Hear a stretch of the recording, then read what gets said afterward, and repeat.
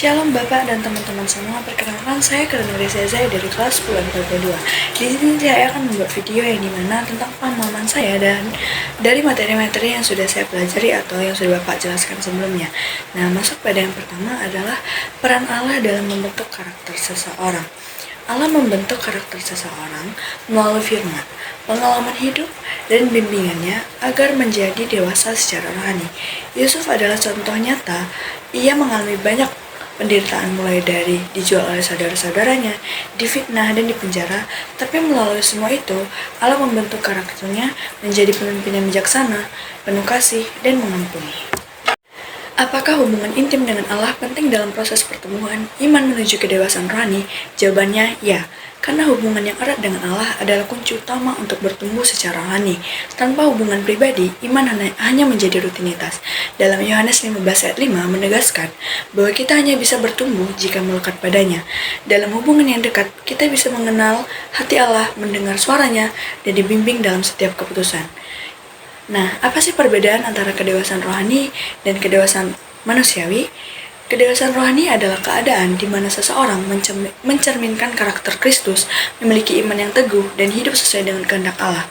Sementara, kedewasaan melalui duniawi berarti biasanya diukur dari usia, pengalaman hidup, kemandirian, atau pencapaian secara materi.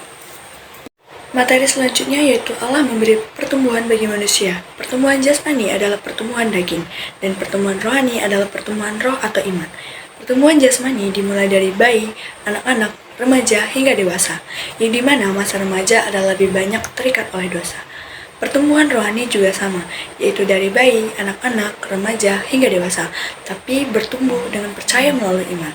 Masa remaja, iman diajari oleh keluarga, gereja, sekolah, dan lingkungan masyarakat. Melalui imanlah orang percaya diselamatkan. Masuk pada materi selanjutnya adalah arti bertumbuh dewasa. Menurut KBBI, kata dewasa memiliki beberapa arti. Yang pertama adalah sampai umur bukan kanak-kanak atau remaja lagi. Yang kedua adalah telah mencapai kematangan secara pola pikir. Dan yang ketiga adalah telah mencapai kematangan secara jasmani. Orang dewasa adalah individu yang telah menyelesaikan pertumbuhannya dan siap menerima kedudukan dalam masyarakat bersama dengan orang dewasa lainnya.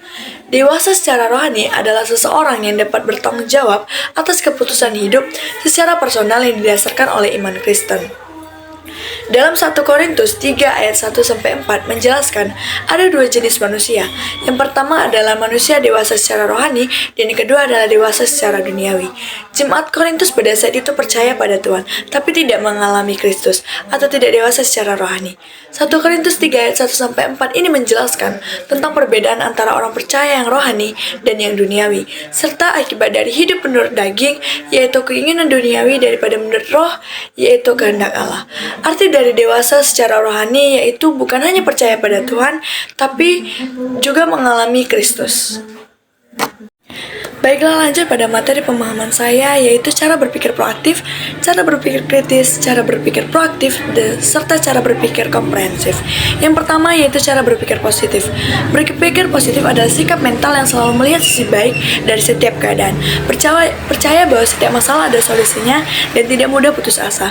Contoh sederhananya seperti ketika mendapat nilai jelek, seseorang berkata tidak apa-apa, ini jadi pelajaran, dan lain kali aku akan belajar lebih giat lagi. Yang kedua yaitu cara berpikir kritis. Berpikir kritis adalah kemampuan untuk menganalisis suatu masalah atau informasi secara mendalam, logis, dan tidak langsung menerima begitu saja sebelum menemukan kebenarannya. Contoh sederhananya yaitu saat membaca berita di internet, seseorang tidak akan langsung percaya, tapi mencari sumber lain untuk memastikan apakah berita itu benar atau hanya hoax. Yang ketiga yaitu cara berpikir proaktif. Berpikir proaktif adalah cara berpikir yang selalu siap bertindak lebih dulu, tidak menunggu masalah yang datang, dan berusaha mencari solusi atau peluang sebelum terlambat. Contoh sederhananya seperti sebelum ulangan, siswa sudah menyiapkan catatan belajar dan mulai berlatih soal-soal, bahkan menunggu sampai hari terakhir. Dan yang terakhir yaitu cara berpikir komprehensif. Berpikir komprehensif adalah cara berpikir secara menyeluruh dengan melihat suatu masalah dari berbagai sudut pandang agar mendapat gambaran yang urut atau runtut. Contoh sederhananya seperti saat sekolah ingin membuat peraturan baru, guru tidak hanya melihat dari sisi guru saja, tetapi juga mempertimbangkan pendapat siswa, orang tua, dan bahkan pihak sekolah supaya keputusan itu adil. Materi selanjutnya yaitu aspek pertumbuhan menjadi dewasa. Ada beberapa aspek pertumbuhan menjadi dewasa, yaitu yang pertama aspek intelektual yang termasuk dalam satu kognitif yaitu pengetahuan, yang kedua afektif yaitu sikap, dan yang ketiga psikomotorik yaitu keterampilan. Ada beberapa pola pikir yang harus dimiliki orang dewasa dalam hal aspek intelektual, yaitu cara berpikir positif, cara berpikir proaktif, cara berpikir kritis, dan cara berpikir komprehensif yang seperti sudah saya jelaskan sebelumnya. Yang kedua yaitu ada aspek sosial. Dewasa dalam aspek sosial berarti mampu bersosialisasi dengan baik, menempatkan diri, serta menghargai orang lain. Hubungan sosial ditandai dengan sikap peduli, santun, dan tata krama. Yang ketiga ada aspek emosi. Emosi adalah perasaan disertai perubahan perilaku seperti marah, sedih, atau ceria.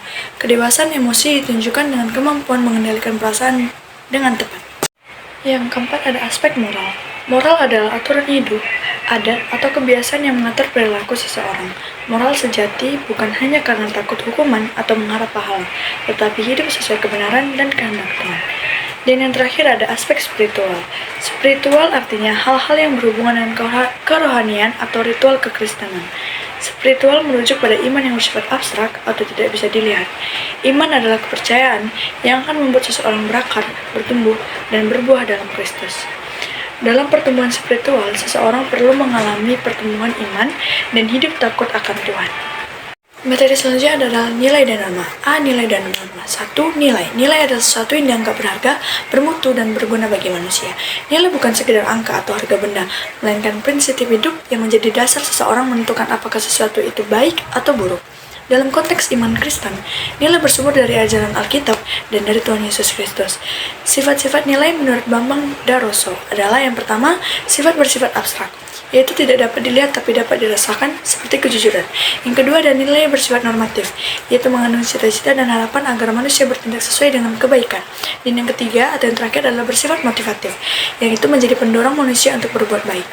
Adapun macam-macam nilai adalah yang pertama nilai logika, benar atau salahnya sesuatu, yang kedua nilai estetika, indah tidaknya sesuatu, yang ketiga nilai etika dan moral baik buruknya sesuatu, nilai material berguna bagi jasmani, nilai vital membantu aktivitas, dan nilai keberanian yang bersumber dari akal. Yang kedua ada norma. Norma berfungsi sebagai aturan atau pedoman perilaku yang disepakati bersama agar kehidupan berjalan tertib, damai, dan selaras.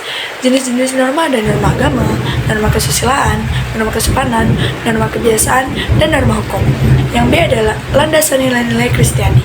Nilai-nilai Kristiani bersumber dari Alkitab, terutama dari hukum kasih, yaitu Matius 22 ayat 37-40 yang berisi dua perintah utama, yaitu kasihlah Tuhan Allahmu dan kasihlah sesamamu seperti dirimu sendiri. Nilai-nilai ini disebut nilai religius, yaitu nilai rohani tertinggi yang bersifat mutlak dan menjadi dasar perilaku umat Kristiani. Contoh nilai-nilai Kristiani adalah yang pertama kebenaran, yaitu integritas dan kejujuran. Yang kedua ada kesalehan, yaitu hidup benar dengan Allah dan sama. Yang ketiga yaitu kekudusan, yaitu hidup suci dan menjauhi dosa. Yang keempat ada kesetiaan, yaitu taat dan setia kepada Tuhan.